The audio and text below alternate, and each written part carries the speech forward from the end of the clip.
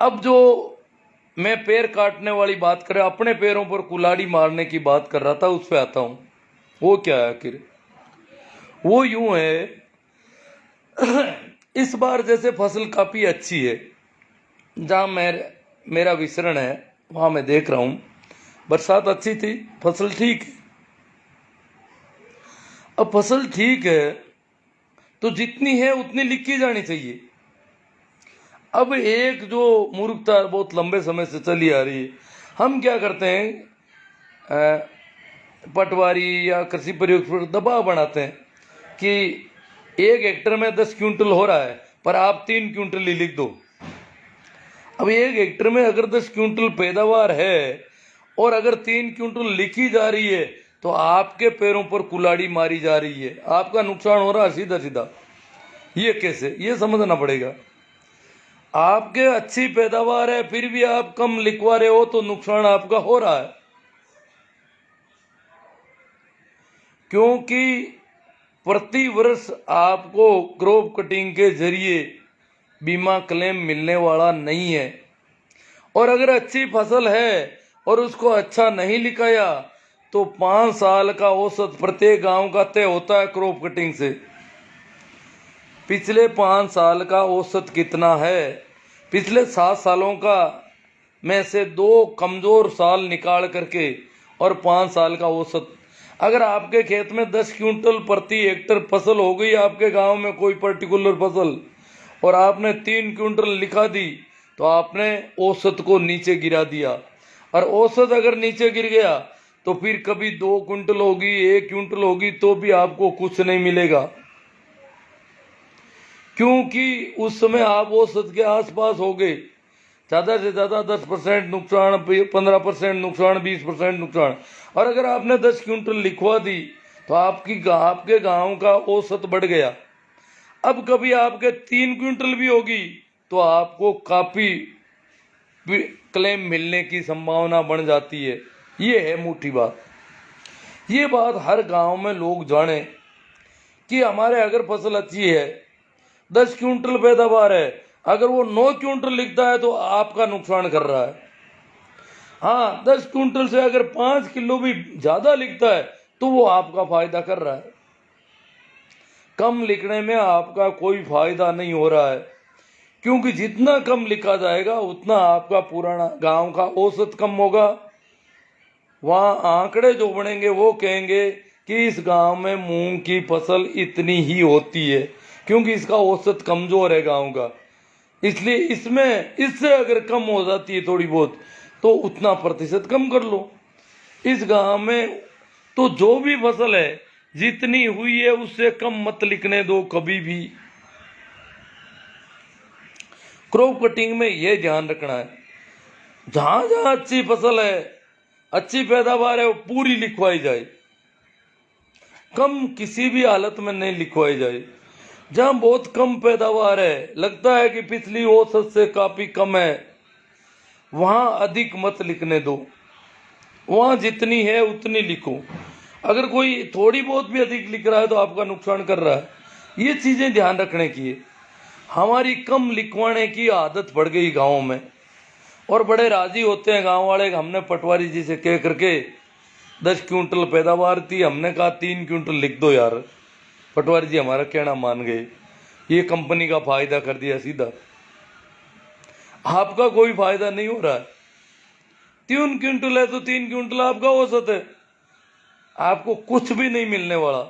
परंतु अगर 10 क्विंटल लिखी है, अगली साल 3 क्विंटल वायदे हुए हो गई, तो आपको क्लेम मिलेगा।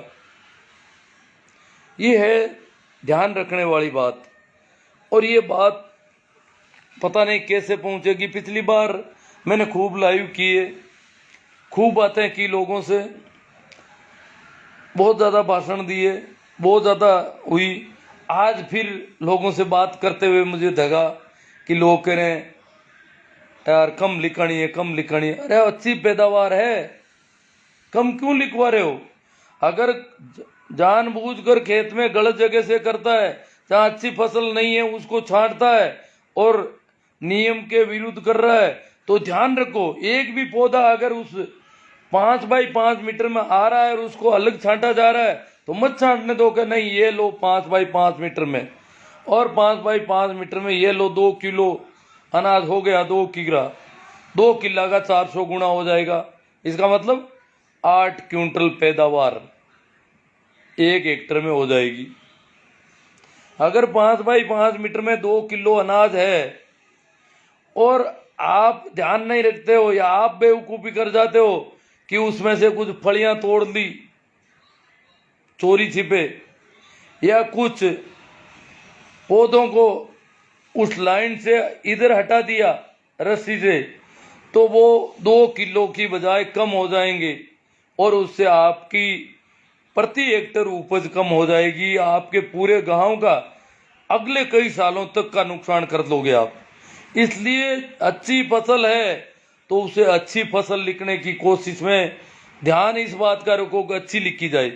यूं नहीं है कि आप उनका सहयोग करो, यहाँ कम लिख दो साहब, आप अगले कई वर्षों के लिए नुकसान कर दोगे अपना। ये होता अपने पैरों पर कुल्हाड़ी मारना। क्योंकि आज ही जब मैंने सुना लोग ऐसी बातें कर रहे थे, तो क्रॉप कटिंग का विशेष ध्यान रखना है। अभी गिरदावरी चल रही है, क्रॉप कटिंग भी चल रही है। जैसे मूंग की फसल कटनी शुरू होगी तो क्रॉप कटिंग तो जिस दिन किसान काटेगा उस दिन होगी।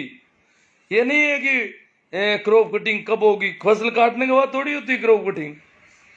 जिस किसान का खेत तय किया गया है उस किसान को सूचना है पहले से कि मेरे खेत में क्रॉप कटिंग होगी। वो भी ज्यादातर लोगों को कह दे कि अमुक फसल की क्रॉप कटिंग मेरे खेत से होनी है और मैं उस दिन काटूंगा, उस दिन आप सभी आना देखना क्रॉप कटिंग में कोई गड़बड़ी नहीं हो जाए। क्योंकि क्रॉप कटिंग उस पूरे गांव के अगले 7 साल तक का तय करता है। इस साल का तो करता ही है, अगले 7 साल तक का फसल बीमा का क्लेम क्या मिलना चाहिए वो क्रॉप कटिंग से तय हो रहा है। तो ये ध्यान रखने वाली बहुत बड़ी बात है। भाई भोलाराम जी जुड़ गए हैं, बहुत जागरूक है, कोलाइच से नहीं भोलासर से जगदीश सिंह जी नाम आ गया। भोलाराम जी भोलासर के जगदीश सिंह जी है, बहुत जागरूक है। कोलाइच में शायद बीकानेर जिले में एक अकेले आदमी है जिन्होंने क्रॉप कटिंग करवाई अपनी, बहुत मेहनत की इन्होंने। पुरानी जो थ्रेश होल्ड उपज थी 5 साल की, उसके आंकड़े एकत्रित किए। क्रॉप कटिंग जहां हुई वहां एक एक पौधे का एक एक फली का ध्यान रखा और जितने दाने हुए उन सब दानों का तोल सबके सामने करवाया और बड़े ढंग से काम करवाया इन्होंने। ये होता काम करवाने का ढंग।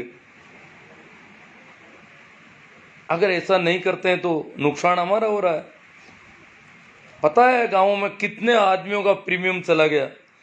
आपने 2% दिया होगा, सरकार ने कमा दिया खूब पैसा, कंपनियां मालो माल हो रही है हमारी बेवकूफियों की वजह से। तो मैं तो इसमें और तो क्या है, और तो इस बार ज्यादा गड़बड़ नहीं होगी। क्रॉप कटिंग कई जगहों पर पटवारी करेंगे क्योंकि 2-1 पटवारियों की हालत खराब हो रखी है। हमारे नागौर तहसील में एक पटवारी की, नागौर जाइल तहसील में एक ये क्यूसर वाला मामला है और ये बहुत है। अगर इन 2 पटवारियों की नौकरी पर अभी भी बादल मंडरा रहे हैं, अगर किसी की नौकरी इस वजह से जाती है क्रॉप कटिंग नहीं करने की वजह, तो पटवारी को क्या पड़ा है, क्रॉप कटिंग कर देंगे। और आप ध्यान रख ही रहे हो तो इतनी पर्याप्त है। अभी देखेंगे, बात और करेंगे। तो मैं देखता हूं भाई कोई सवाल आया हो तो। बजरंग जी बुवाड़, हनुमान जी बाजिया, ओबीसी आरक्षण, ये मैं अभी बात करता हूँ, शुरू करूँगा, ये भी कर लूँगा थोड़ा। साहिब सरकार वासिंग, उसमें भी हम पता नहीं क्या क्या धोखा खा जाते हैं। BK ह्यूमन, कपिल सागर जी खाकड़ की, रामलाल जी खदाव, हाँ नमस्कार सभी को प्रणाम, नमस्कार। छोटू राम जी छाबा, नरपत जी बिडिया सर पालड़ी, हेमा राम जी बाटी, हरका राम जी लेगा तो सिना। कौन से खसरे में क्रॉप कटिंग होगी, लिस्ट है क्या आपके पास? नहीं, प्रत्येक पटवारी के पास लिस्ट है, प्रत्येक गांव की, पूरे जिले की, जिले के प्रत्येक गांव के कौन से रैंडम नंबर, हर गांव के 2 रैंडम नंबर, एक फसल के 2 रैंडम नंबर दिए हैं। 2 रैंडम नंबर बाजरे के हैं, 2 मूंग के हैं, 2 तिल के हैं, 2 अन्य फसल के हैं। कुछ फसलें जो कम बोई जाती है उनके रैंडम नंबर गिरदावर सर्किल के एक गांव के लिए गए हैं। तो ये वो रैंडम नंबर आप अपने पटवारी से या किसी भी पटवारी से ले लेना, तहसील के पास, सबके पास है। तो आपके गांव में रैंडम नंबर क्या आ रहा है। अब रैंडम नंबर से खसरा नंबर कैसे निकालेंगे वो तो आपका, वो तो मैं सूत्र बता दूं। जैसे आपके गांव में रैंडम नंबर आया 5302 बाजरे का, तो आपके गांव के कुल खसरा कितने हैं। मान लो आपके गांव में कुल खसरा 2000 है, तो 5302 में 2000 का भाग दिया जाएगा। 2 बार पूरा चला गया, फिर जो पीछे बचा है वो कितना है, तो पीछे बचा 1302। तो 1302 नंबर खसरे में बाजरे की फसल की क्रॉप कटिंग होगी। अगर उसमें बाजरा नहीं है तो उससे अगला अगला अगला, ये एक सीधी रेखा में चलेगा काम, ये सीधा सीधा। तो अब रैंडम नंबर पता करें तोशिना के किस किस फसल के कौन कौन से रैंडम नंबर है, और रैंडम नंबर से रैंडम नंबर में भाग दिया जाएगा गांव के कुल टोटल खसरा संख्या का, और जो शेष बचेगा वही खसरे की क्रॉप कटिंग होगी।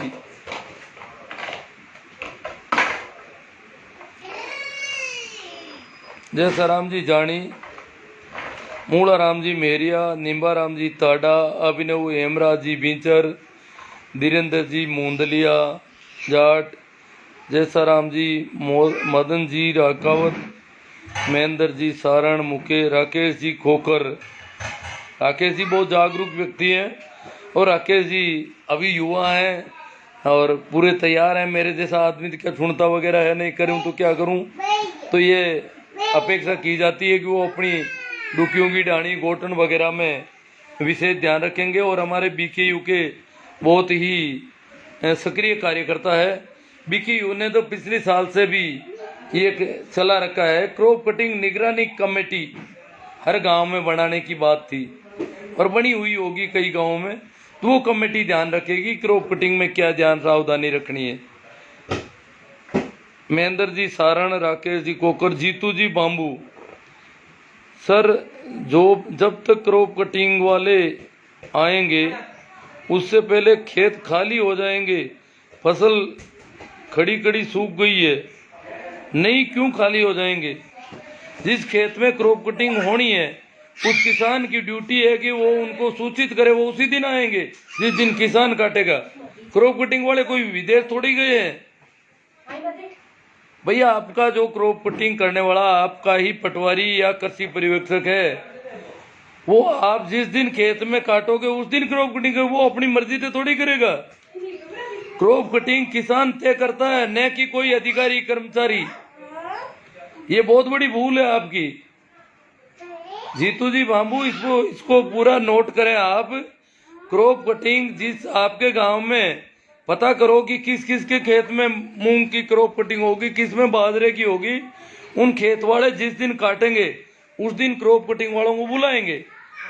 क्रॉप कटिंग ये थोड़ी है कि किसान की फसल काटने की तारीख हो दूसरी है, क्रॉप कटिंग किसी दूसरी तारीख को वो कर लेंगे। नहीं, जिस दिन किसान काटेगा उस दिन होगी क्रॉप कटिंग। खेत खाली कैसे हो जाएगा। जिस खेत में क्रॉप कटिंग होनी है क्रॉप कटिंग वालों को आना पड़ेगा उसी दिन। धीरेन्द्र जी मूंदलिया जाट, जगदीश सिंह जी भाटी भोला सर। ये जगदीश सिंह जी बहुत ही जागरूक व्यक्ति हैं, और मैंने इनका जिक्र किया था पहले भी कि इन्होंने कैसे क्रॉप कटिंग करवाई, कितनी मेहनत की। और ये लगातार, मैं सुनता कम हूँ, लगातार सारी बातें मेरे से शेयर करते रहे। बहुत मेहनत की इन्होंने। मदन जी दूंदवाड़, मोहन राम जी कीचड़, इनके वहाँ क्रॉप कटिंग काफ़ी ठीक भी हुई है पहले की। इनका औसत ठीक है, और औसत ठीक नहीं होगा तो क्लेम कभी नहीं मिलेगा जिंदगी में। रोजाना आपका प्रीमियम खाते रहेंगी कंपनियां, भंवरा राम जी कीचड़, नेम जी सोमड़वाल, ओम प्रकाश जी फड़ौदा, बलवीर जी खोजा, हाँ नमस्कार जी बलवीर जी, अरविंद जी जाखड़, भाई ओम प्रकाश जी फड़ौदा कुछ बता रहे हैं। सर मैंने फसल बीमा कराया, फसलें गल गई और बीमा वाले सही जवाब नहीं दे रहे। नहीं साहब, ओम जी आपने कंप्लेंट की, आपकी फसल देखो, सूखे का मामला तो क्रॉप कटिंग ही तय करेगी, परंतु गीले का जो मामला है, फसल में पानी आ गया ज़्यादा और फसल खत्म हो गई, ये पर्टिकुलर एक एक किसान का मामला है। पर्टिकुलर कंप्लेंट करनी होती है 72 घंटे के अंदर अंदर, खराबा होने के 72 घंटे में कंपनी के नंबर पर फोन करके सूचित करना पड़ता है कि मेरी फसल अतिवृष्टि से खराब हो गई है। तो आपके सर्वेयर टीम आएगी आपके खेत में, जिसमें कंपनी का आदमी भी होगा और किसान तो होगा ही होगा। सर्वेयर टीम सर्वे करके और बताएगी कि आपके खेत में इतना प्रतिशत नुकसान हो गया है अतिवृष्टि की वजह से, तो आपके हस्ताक्षर करेगी फॉर्म पे और प्रतिशत नुकसान लिखा जाएगा फॉर्म में। तो ये आपको ध्यान रखना है, ये नहीं है गड़ गई क्यों, जवाब देना ही क्या है। अगर सर्वे टीम आती है तो ठीक, नहीं आती है तो गलती कंपनी की है, हम कोर्ट में जा सकते हैं आराम से। बलवीर जी खोजा, किसी को बुलाने की जरूरत नहीं है। राकेश जी खोकर, बहुत खूब, जागो किसान जागो। हाँ राकेश जी बहुत मेहनती व्यक्ति है और बहुत सक्रियता के साथ काम करते हैं। CR जी सियाग साहब, रमेश जी डूडी, सुनीता जी मेघवाल, ओम प्रकाश जी बड़ौदा, मांगी लाल जी चौधरी RLP, ओम प्रकाश जी बड़ौदा की थी आए, वो सही जवाब नहीं दे रहे हैं। क्यों? वो आए हैं तो एक फॉर्म भरवाया होगा आपसे, और फॉर्म में नुकसान कितना हुआ वो तो आपका खेत आपके सामने है, कितने प्रतिशत नुकसान। अगर वो गलत लिखते हैं आप हस्ताक्षर मत करो उनके, तो जितना नुकसान हुआ उतना नहीं लिखते हैं तो सीधा आपका नुकसान कर रहे हैं ना, खेत तो आपके सामने है।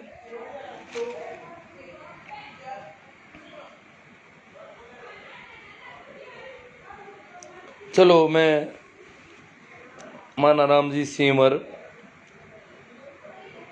इसके तो बात काफ़ी हो गई और कुछ कुछ मन भी नहीं करता, कई बार लगता यूँ है कि तेरी बातों का फर्क क्या पड़ रहा है। खैर मेरी जिम्मेवारी थी, मैंने क्या है कि सुनता कम हूँ पर एक आध जने के पास कभी बैठ के थोड़ी बात कर लेता हूँ, तो मुझे पता लगा कि लोग तो अभी भी अच्छी फसल है फिर भी कम लिखाने की कोशिश करेंगे, क्योंकि बहुत बड़ी संख्या में लोगों को जानकारी नहीं है कि कम लिखाने का कितना नुकसान हो जाएगा। हमारे अगले 7 साल तक का नुकसान हम कर देंगे अगर फसल अच्छी है और कम लिखवा दी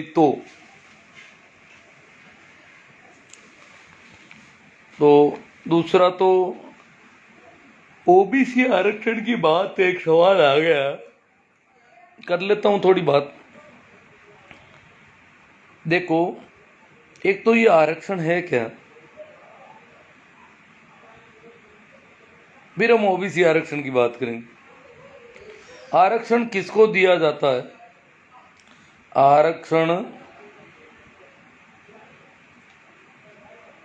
आरक्षण कोई मेहरबानी या कोई सहयोग ऐसा कुछ नहीं है, और आरक्षण किसी का होना भी नहीं चाहिए। अगर देखा जाए तो हमारे देश में आरक्षण हजारों साल से चल रहा है, जाति के आधार पर तय होता है कि कौन खेती करेगा, कौन चमड़ा उतारेगा, कौन लकड़ी का काम करेगा, कौन तंत्र मंत्र करके लोगों को बेवकूफ़ बनाएगा, कौन लोगों की शादियां करवाएगा, कौन क्या करेगा, कौन उनके नाम तय करेगा। ये सारी जो चीज़ें हैं वो हजारों वर्षों से, और ये जाति के आधार पर, ये इसमें योग्यता नहीं देखी जाती बिल्कुल। अगर वो किसी घर में पर्टिकुलर घर में पैदा हो गया तो वो ठाठ से यही काम करेगा, चाहे वो उसमें एक्सपर्ट है कि नहीं है, चाहे वो तो निरा बुद्धू है, बोंदू है, फिर भी वो करेगा। ये जाति के आधार पर बहुत ही गंदा आरक्षण हमारे वर्षों में, ये इसको कहते हैं आरक्षण। बाकी आज़ादी के बाद जो आरक्षण दिया गया, संवैधानिक आरक्षण उसे मैं कहता हूँ, वो आरक्षण नहीं है, वो प्रजातंत्र शासन का तकाजा है कि प्रत्येक व्यक्ति का शासन प्रशासन में भागीदारी हो। वो तो एक मतदान से होती है, परंतु अगर समाज में वर्ग है, विभिन्न वर्ग हैं, खेती करने वालों का कोई वर्ग है, लकड़ी का काम, चमारगिरी का काम, या कोई काम करने वालों कोई वर्ग है, तो उस वर्ग को शासन में प्रतिनिधित्व होना चाहिए। ये प्रजातंत्र का तकाजा है।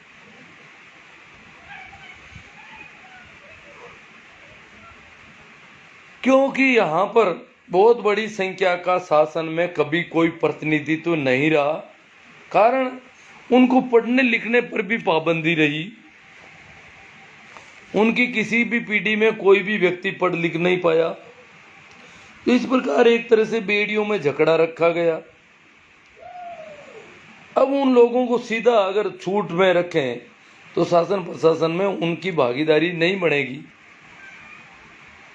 उनके लिए कुछ अलग क्राइटेरिया तय करना पड़ेगा, तब उनको प्रतिनिधित्व मिलेगा। वो क्राइटेरिया है कि उनकी आबादी कितनी है, क्योंकि प्रतिभाएं प्रत्येक जाति वर्ग में पैदा होती है, प्रत्येक गांव शहर में होती है। ये नहीं है कि प्रतिभाएं केवल लोडा में होती है, माथुर में होती है या मिश्रा में होती है, नहीं। प्रतिभाएं आदिवासी के घर में भी प्रतिभावान बच्चा पैदा हो सकता है, अनुसूचित जाति के घरों में भी प्रतिभावान बच्चे पैदा हो सकते हैं, परंतु उनको वातावरण अलग मिलता है। प्रतिभाएं प्रत्येक वर्ग में बराबर पैदा होती है, ये प्रकृति का सिस्टम है, हमारा नहीं। अब परिस्थितियां अलग अलग है। एक बच्चे का बाप अंगूठा छाप है, माँ अंगूठा छाप है, उनको पता नहीं बच्चा कौन सा कोर्स पढ़ रहा है, उसको कोई गाइडेंस नहीं कि आगे क्या करना होगा, कौन सी लाइन पकड़ेगा तो इसको ठीक रहेगा।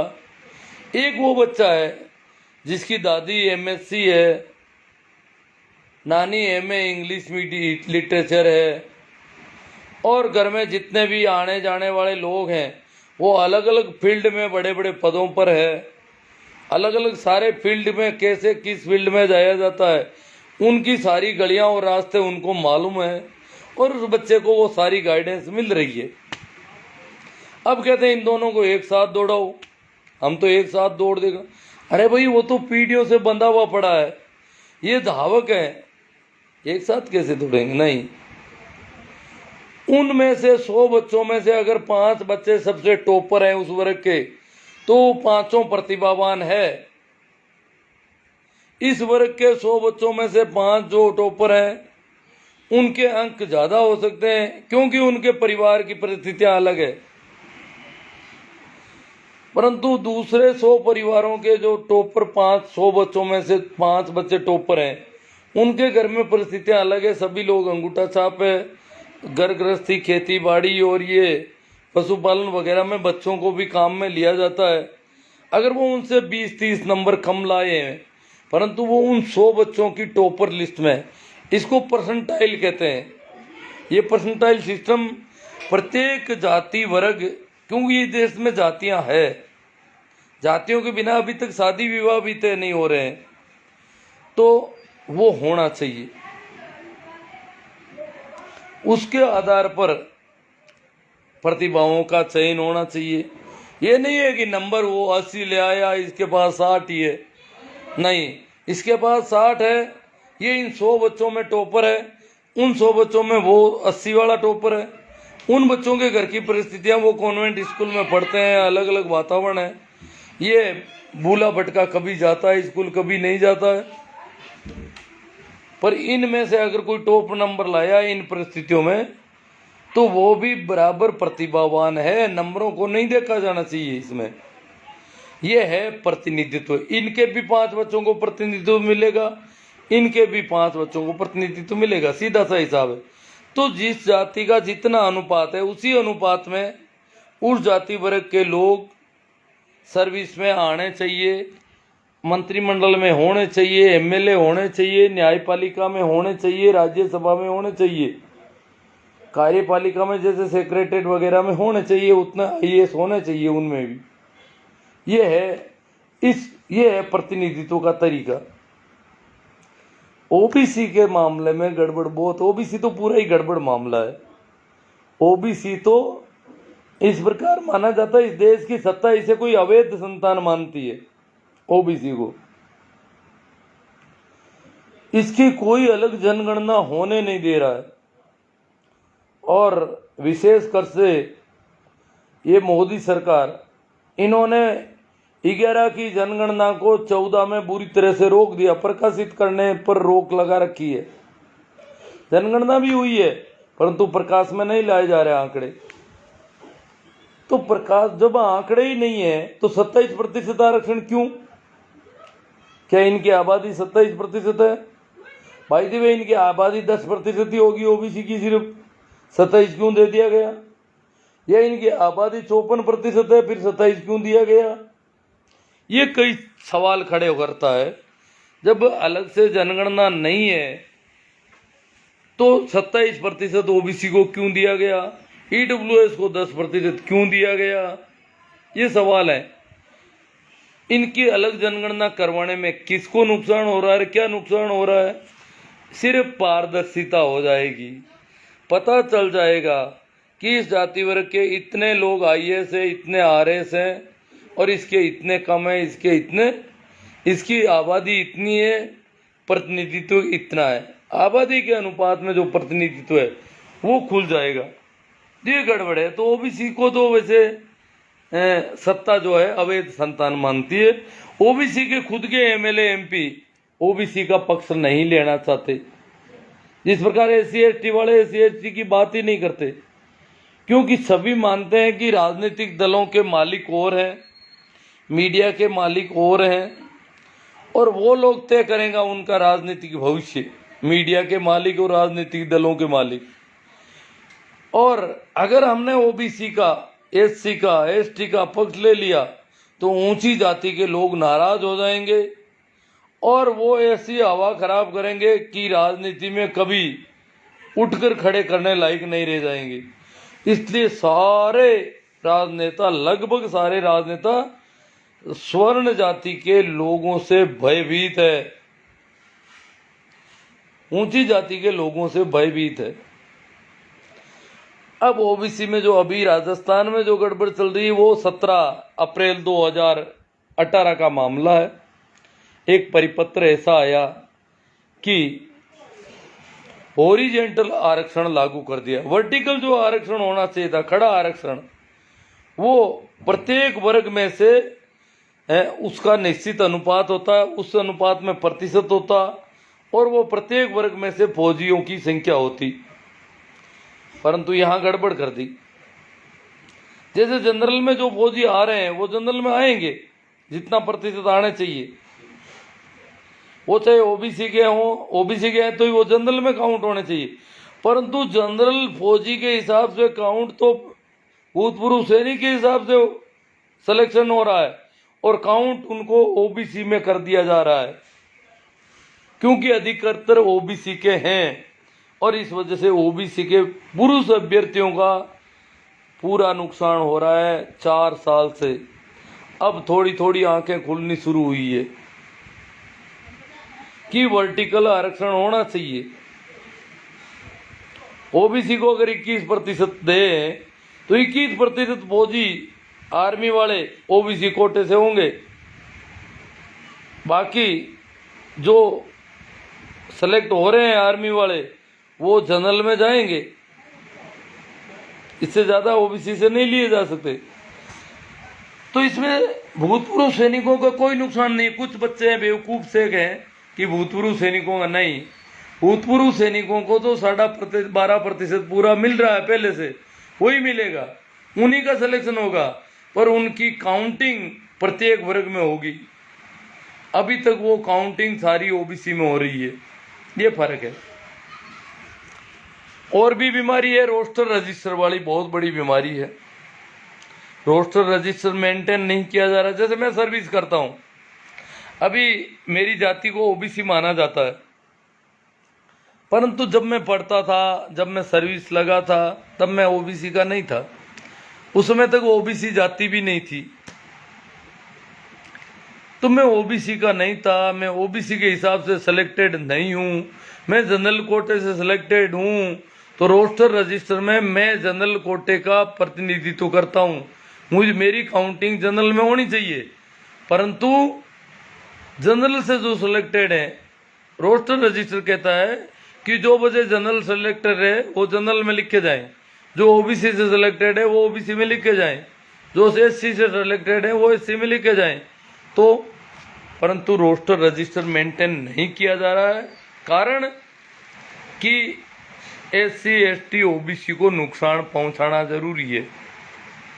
इसके लिए जनरल से सिलेक्टेड है उनको भी सबको ओबीसी में लिख दिया जा रहा है, और कहते हैं कि आपकी तो भर्तियां पूरी हो गई और अब जो वैकेंसी निकलेगी वो सारी ईडब्ल्यूएस की निकलेगी। क्यों भाई? क्योंकि उनके पद खाली पड़े हैं अभी। ये इस प्रकार की बेवकूफ़ी जो हो रही है उस पर और मैं बात करूँगा भाई। प्रेमाराम जी, अब पता नहीं कितने और लोग जुड़े होंगे। मैं यही समाप्त करता हूँ। धन्यवाद, प्रणाम, नमस्कार, राम राम।